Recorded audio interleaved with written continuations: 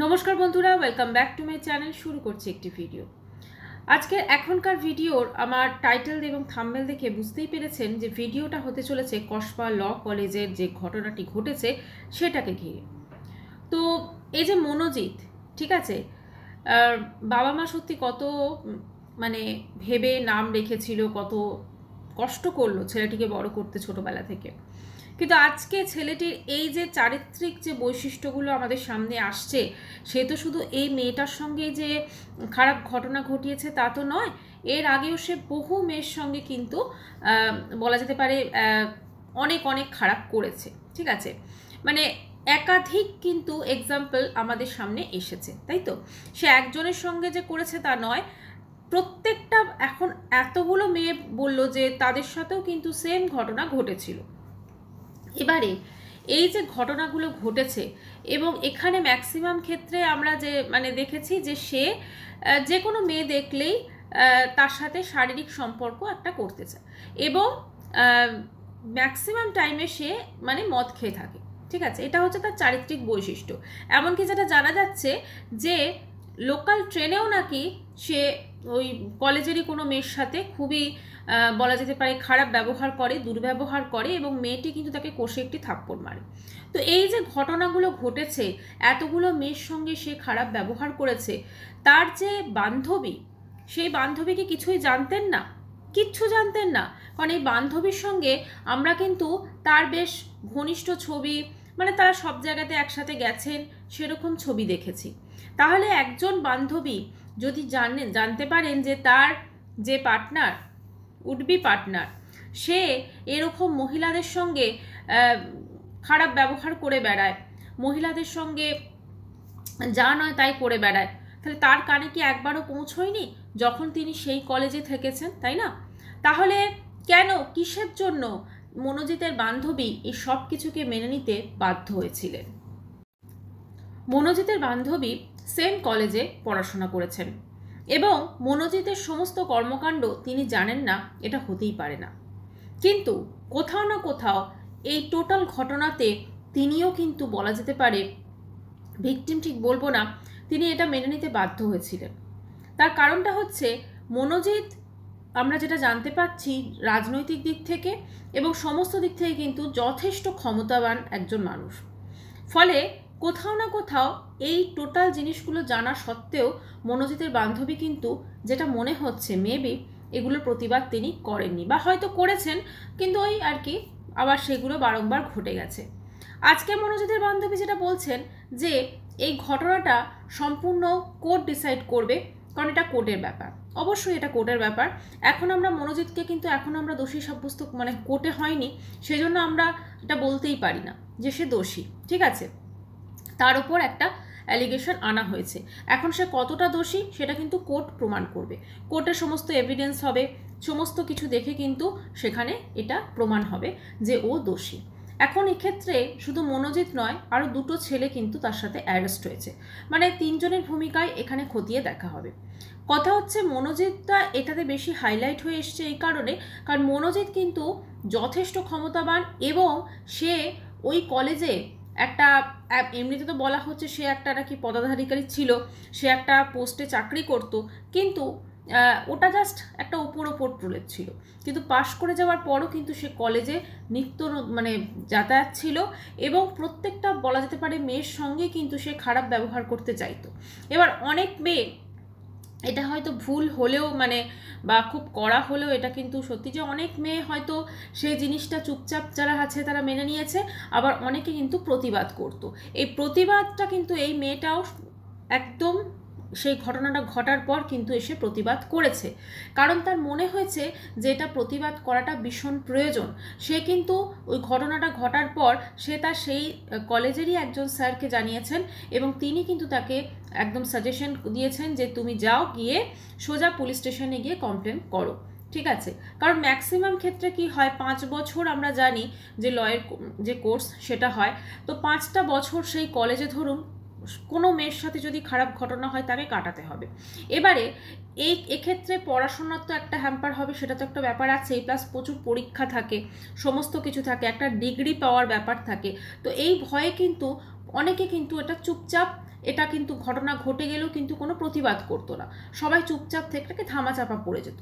কিন্তু এবারে জিনিসটা কিন্তু মানে প্রকাশ পেয়েছে।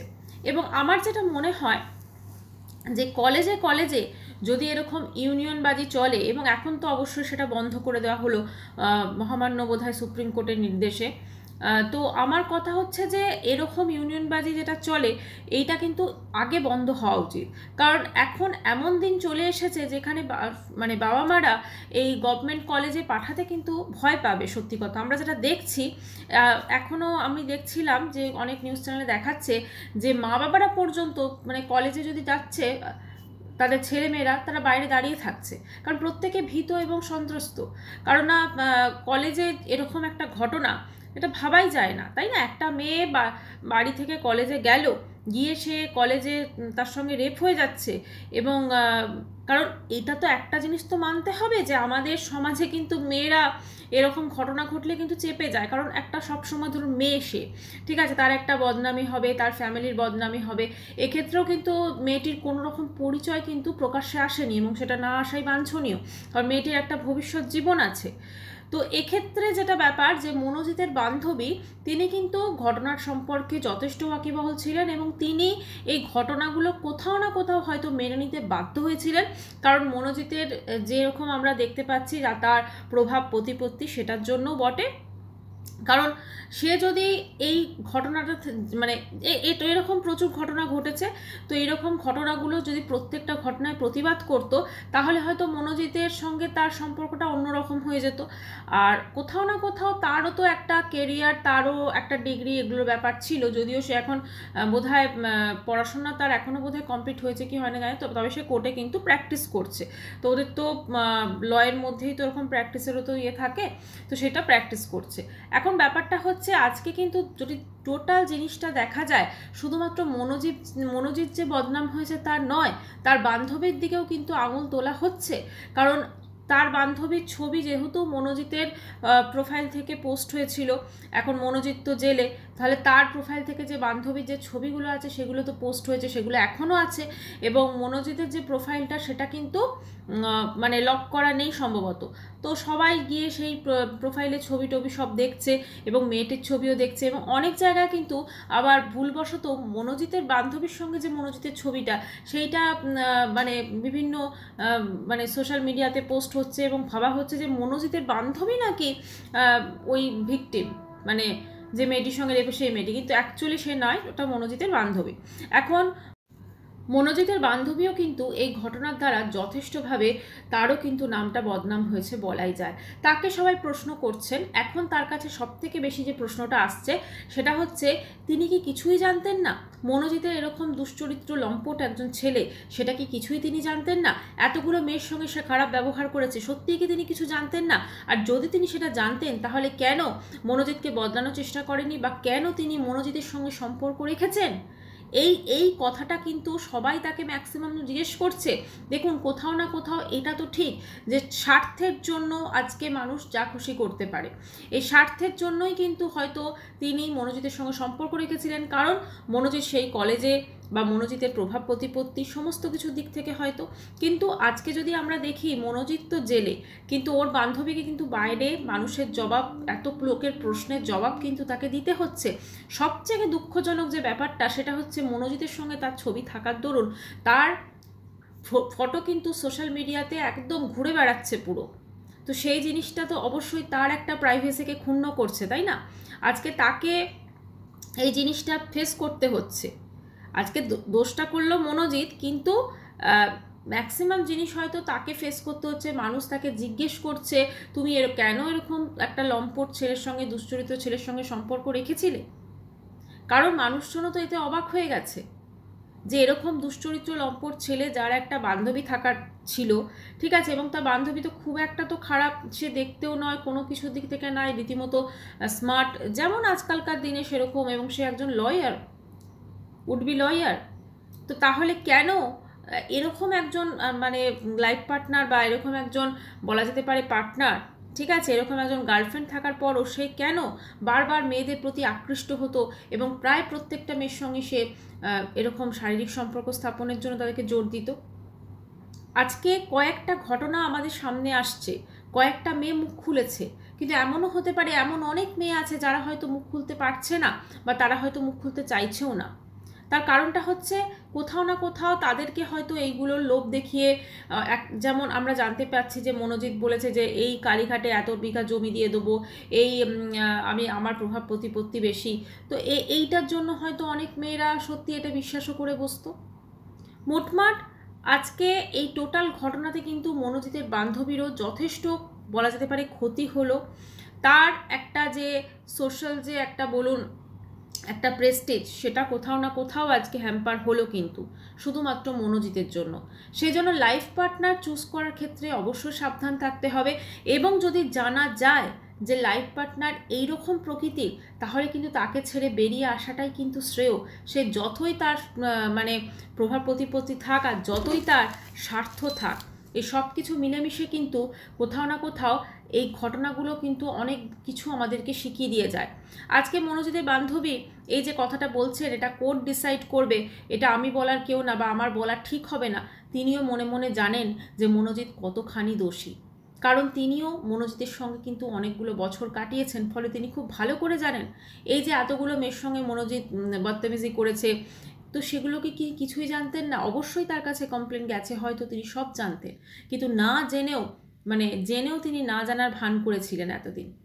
আজকে যখন বোমাটা আলটিমেটলি ফাটলো, তখন কিন্তু বলা যেতে পারে তার নামটা কিন্তু বদনাম হয়ে গেল। এই যে টোটাল ঘটনাটা ঘটেছে, এখানে কিন্তু মনোজিতের বান্ধবীর কোনো সেরকমভাবে তো অ্যাজ ভূমিকা ছিল না, তাই না?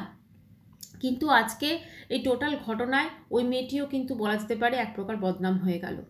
আজকে যে মেয়েটির সঙ্গে রেপ হয়েছে তার পরিচয় কিন্তু প্রকাশ পায়নি, ঠিক আছে, কিন্তু এর মনোজিতের বান্ধবীর দেখুন পরিচয়, নাম, পরিচয়, ফটো সব কিছু প্রকাশ পেয়ে গেল। সব কিছু সোশ্যাল মিডিয়ায় ঘুরে বেড়াচ্ছে, প্রত্যেকে গিয়ে টিপ্পনি করছেন ওখানে বিভিন্নভাবে। তো এই জিনিসগুলো একটা মেয়ের যে সোশ্যাল প্রেস্টিজটা, যেটা বলা যেতে পারে হ্যাম্পার হলো, এবং তার একটা ফিউচার আছে, অবশ্যই সেই মেয়েটির তো একটা ফিউচার আছে।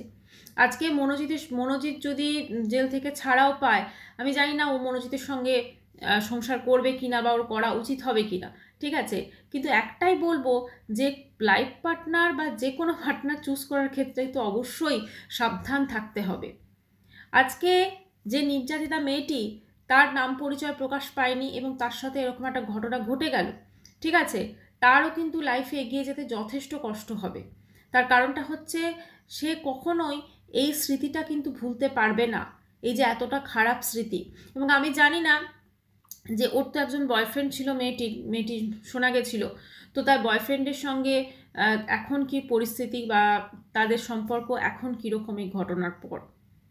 কারণ এমন একটি ঘটনা যেটা সত্যিকারের ভাবতে গেলে খুব অবাক লাগে, যে এই মেয়েটিকে এবার ধরুন ও তো ল পড়ছিল, তো ওকে পুরো পড়াটা কমপ্লিট করা, তার ডিগ্রি নেওয়া, এবং লয়ের মতো একটা প্রফেশন, এটা কোনো ওষুধ এটা কোনো অফিসের কাজ নয়, বা কোনো আইটি সেক্টরের কাজ নয়। লয়ের মতো প্রফেশন, তাকে ভোকাল হতে হবে, তাকে বাইরের বা কোর্ট সমস্ত সব জায়গায় নিজের পয়েন্ট অফ ভিউ রাখতে হবে, তাকে ক্লায়েন্টের সঙ্গে মিট করতে হবে, তাকে বিভিন্ন কোর্টে তাকে প্র্যাকটিস করতে হবে। ফলে কোথাও না কোথাও যদি কোনোভাবে তার পরিচয়টা প্রকাশ পেয়ে যায়, মেয়েটির ক্ষেত্রেও তো যথেষ্ট মুশকিল হয়ে গেল। আর এই মনোজিতের মতো এই যারা দুশ্চরিত্র লম্পট ছেলে আছেন না, তাদের জন্য অনেক মেয়ের সর্বনাশ কিন্তু সত্যিকারে হলো। দেখা গেলে আজকে মনোজিৎ যেমন একাধারে সেই মেয়েটির যে নির্যাতিতা, এবং আরও অনেক মেয়ে যাদের হয়তো জীবনের সঙ্গে সে খারাপ করতে চেয়েছিল, বা তাদের এই ঘটনার জন্য তাদের জীবনটাও যথেষ্ট হ্যাম্পার হচ্ছে, কিন্তু ঠিক তেমনই এই মনোজিতের বান্ধবীর জীবনটাও কিন্তু বলা যেতে পারে যথেষ্ট হ্যাম্পার হলো। এবং সে তার ফিউচারটাও কিন্তু কোথাও না কোথাও, যখন দেখছি যে মনোজিতের সঙ্গে তার ছবিগুলি পুরো সোশ্যাল মিডিয়া জুড়ে ঘুরে বেড়াচ্ছে, তাকে ট্রোল করা হচ্ছে রীতিমতো অনেক রকম বলে, তখন খুব খারাপ লাগছে যে আজকে মনোজিতের জন্য এই মেয়েটিরও কিন্তু ভবিষ্যৎটা অনেকখানি অন্যরকম হয়ে যেতে পারে। কিচ্ছু করার নেই, আমাদের সমাজে এই ঘটনাগুলো ঘটছে। এখন যেটা সব থেকে আগে বলার, সেটা হচ্ছে বাবা মাদেরই শুরুর থেকে এমনভাবে তাদের ছেলে বলুন মেয়ে বলুন সবাইকে মানুষ করতে হবে, যাতে সঠিক লাইফ পার্টনারটা সে চুজ করতে পারে, বা সেই মানে ভুলকে ভুল ঠিককে ঠিক এই বলার ক্ষমতাটা যেন তার মধ্যে থাকে। যতই প্রতিবন্ধকতা আসুক, যতই খারাপ পরিস্থিতি আসুক, সে যেন নিজের ওই স্ট্যান্ড পয়েন্টে মানে দাঁড়িয়ে থাকতে পারে, এবং একজন সত্যিকে সত্যি, মিথ্যাকে মিথ্যা, ঠিককে ঠিক এবং ভুলকে ভুল বলতে পারে। এইটাই সত্যি ভীষণভাবে প্রয়োজন আজকালকার যুগে। আর যেটা বলবো যে আজকে মনোজিৎ যেটা করেছে, ঠিক আছে, ও ভেবেছিল বোধহয় যেহেতু ও বিরাট মানে তার রাজনৈতিক প্রতিপত্তি থেকে সব কিছু আছে, পার পেয়ে যাবে। তবে জানি না, এখনও তো আমাদের মানে